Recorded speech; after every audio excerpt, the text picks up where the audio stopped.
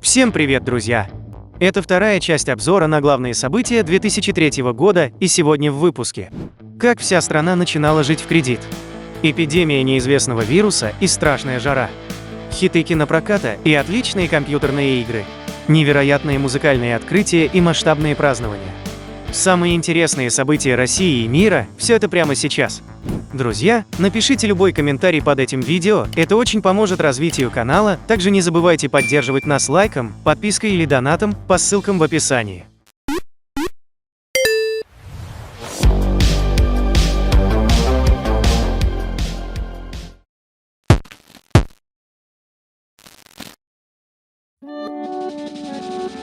В первой части нашего обзора на 2003 год мы рассказали о фильме года, последнем, завершающем эпическом творении знаменитой трилогии «Властелин колец. Возвращение короля». И это было только начало. В 2003 году в мировом прокате киноновинок было очень много, и все они были прекрасны по-своему. Поэтому рассказывать о фильмах мы будем не только сегодня, но и в третьей части этого обзора. «В поисках Немо» – завораживающий анимационный фильм про приключения морских жителей, которые были представлены зрителям очень интересно и забавно. Яркие характеры обитателей морских глубин понравились киноманам не меньше, чем герои нового, приключенческого блокбастера про похождения капитана Джека Воробья. «Пираты Карибского моря. Проклятие черной жемчужины» – великолепный остросюжетный фильм для семейного просмотра понравился и детям, и взрослым. Молодежь же выбирала в кинопрокате новую ленту «Матрица. Перезагрузка», продолжение знаменитой первой «Матрицы». Эти три киношедевра были успешны в прокате и принесли астрономические суммы своим создателям.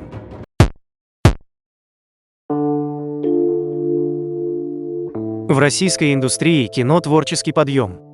Один из старейших в мире, Венецианский кинофестиваль присуждает приз за лучший дебют и самый главный приз «Золотого льва» новосибирскому режиссеру Андрею Звягинцеву за картину «Возвращение». К сожалению, успех Звягинцева в России не был громким, ведь его лента не относится к числу коммерческих фильмов, поэтому восторга у прокатчиков она не вызывала.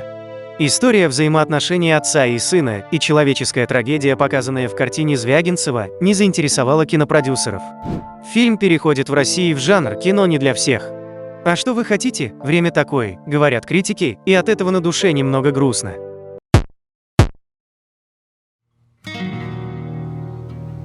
Несмотря на засилье в кино и на телевидении остросюжетных боевиков, фантастических фильмов и картин фэнтези жанра, российское ТВ рушит стереотипы и замахивается на экранизацию классики, а именно на роман Федора Михайловича Достоевского «Идиот».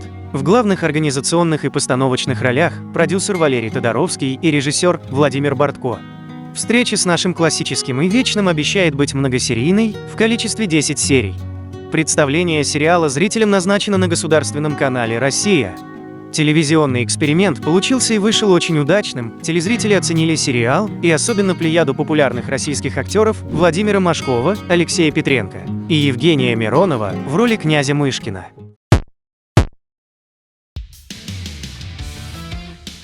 В 2003 году самой успешной в коммерческом плане стала рок-группа из США Evanescence. 1995 год создания этого коллектива. Основатели группы, гитарист Бен Муди и вокалистка Эми Ли вряд ли могли предположить тот сумасшедший успех, который снискала группа в 2003 году. Более 15 миллионов копий альбома Fallen были проданы любителям музыки и поклонникам творчества музыкантов. Как большая звезда, группа Evanescence ярко загорелась и также быстро потухла.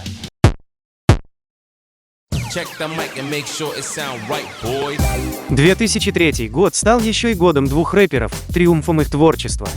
Мы имеем в виду дуэт OutKast Андре Бенджамина и Энтвона Паттона.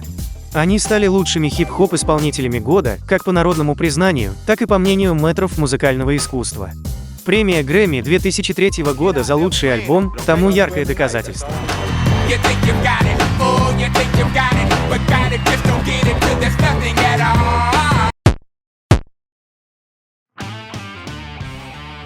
Лидер музыкальных хит-парадов Америки Бритни Спирс возвращается на вершину популярности в 2003 году вместе со своим альбомом In the Zone. Пусть альбом не стал лидером продаж, но то, что он представил Спирс совсем по-другому, это несомненно. Образ певицы теперь другой, более смелый, дерзкий и откровенный. Над альбомом она трудилась сама, критикам новый альбом не понравился, а вот зритель с удовольствием покупал материализованное творчество американской поп-дивы в виде пластинок и дисков.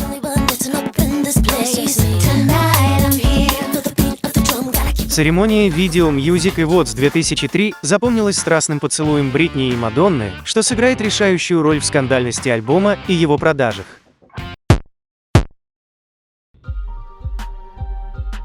Европейские державы летом 2003 года испытывают настоящие мучения. Страшная жара, установившаяся над странами Старого Света, бьет новый рекорд. Такого засушливого и жаркого лета не было последние 500 лет. Пожары уже испепелили много тысяч гектаров итальянских, испанских и португальских зеленых лесов и цветущих полей. Во Франции температурный рекорд, плюс 40 градусов по Цельсию, держится больше 2 недель. От удушающей жары гибнут люди. Жертвами климатического коллапса становится больше 14 тысяч человек в Европе. Но это еще не конец. Теперь уже Испания лидер по абсолютному температурному рекорду, плюс 57 градусов на солнце. Теперь даже скептики понимают, что странам нужно серьезно подумать об ограничении парниковых газов и постараться замедлить глобальное потепление, иначе планета просто вымрет. Несмотря на европейские природные катаклизмы, фламандцы продолжали рушить все возможные границы толерантности. В 2003 году Бельгия вслед за Нидерландами с 1 июня законодательно разрешает регистрацию однополых браков, что с радостью и воодушевлением встречает ЛГБТ-сообщество. В этот же год однополые законные браки зарегистрировали 245 пар.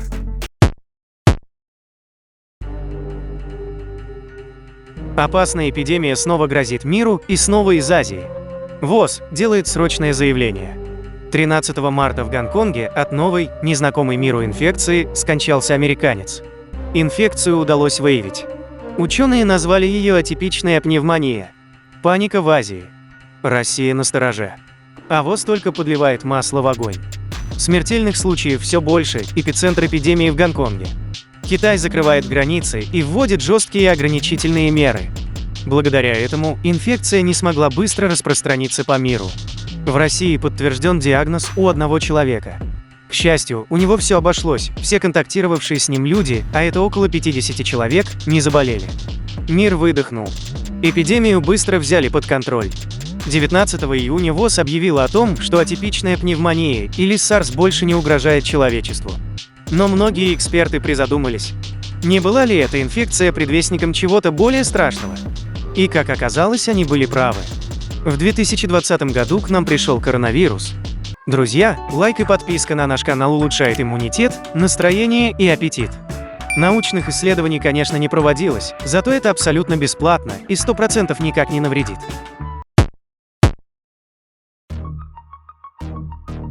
Продолжаем вспоминать замечательные игровые новинки года и остановимся на нескольких играх, требующих нашего рассказа о них.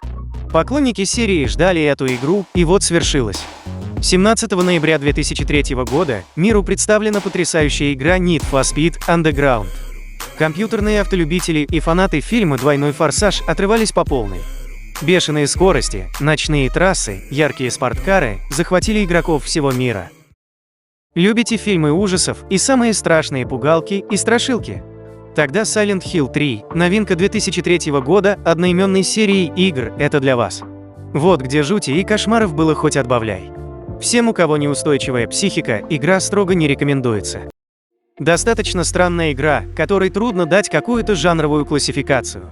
Тут, скорее всего, присутствовало смешение разных жанров.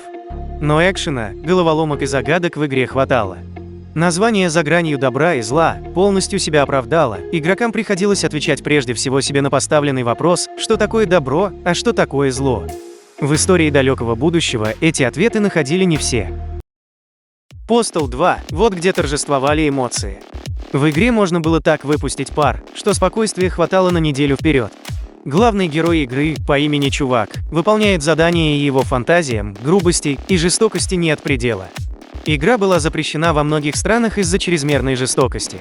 Но, как говорили разработчики, лучше совершать гадости в игре, чем в жизни. И мы с ними абсолютно согласны. —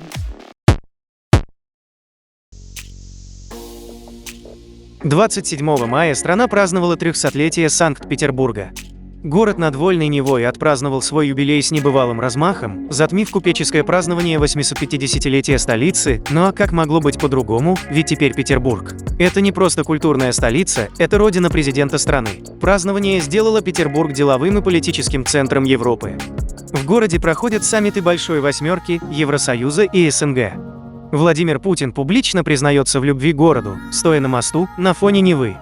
Отреставрировано Царское село, восстановлена янтарная комната, культурных мероприятий, концертов и выставок не перечесть. Все очень дорого, богато и пафосно, но без той особой теплоты и душевности, которая всегда была присуща городу.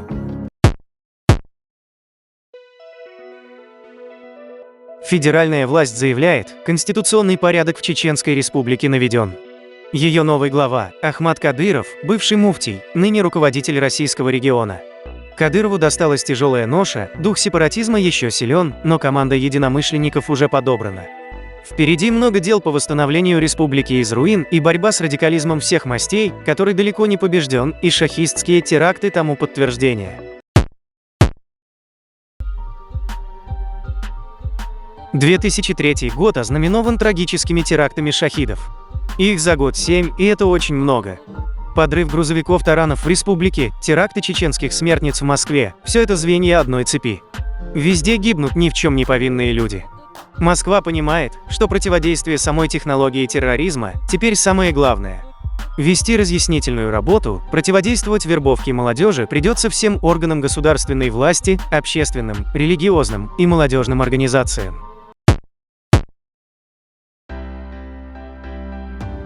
Новых социально значимых явлений в жизни людей в 2003 году было немало. Среди них внекалендарные праздники. В стране среди населения полностью утверждаются доселе неведомые и чуждые нам праздники – Хэллоуин и День Святого Валентина. Несмотря на официальные запреты Московского департамента образования, на празднование Хэллоуина молодежь празднует его с особым удовольствием. Атрибуты праздника – тыквы, в дефиците. Никто не хочет знать историю праздника, привлекают внешние эффекты и формат бала-карнавала с ужасными масками и таинственными плащами. День Святого Валентина власти пытаются тоже ограничить, но народ все равно его празднует, устанавливая свои правила, теперь это День всех влюбленных. Попробуй не подарить супруге или любимой девушке в этот день подарок, цветы, маленькое сердечко, и ты об этом будешь жалеть весь год.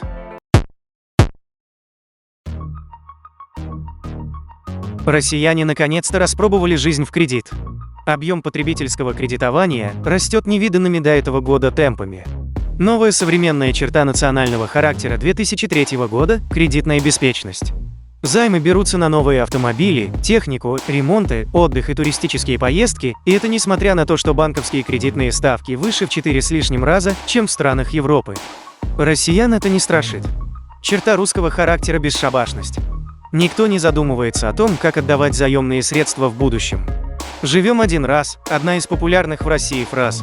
Последствия кредитного рабства страна узнает скоро, но сейчас, в 2003 году, люди уверены, кредиты – это почти счастье.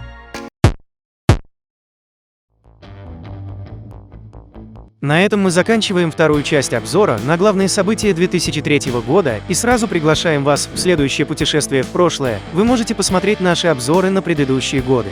Также скоро выйдет и третий, заключительный обзор на 2003 год, в котором мы вспомним знаменитого Арнольда Шварценеггера, узнаем тайны Формулы-1, расскажем, как появились ОСАГО и флешмобы. Подписывайтесь на канал, нажимайте колокольчик, чтобы не пропускать новые видео, ставьте лайки, пишите комментарии и до скорых встреч, друзья!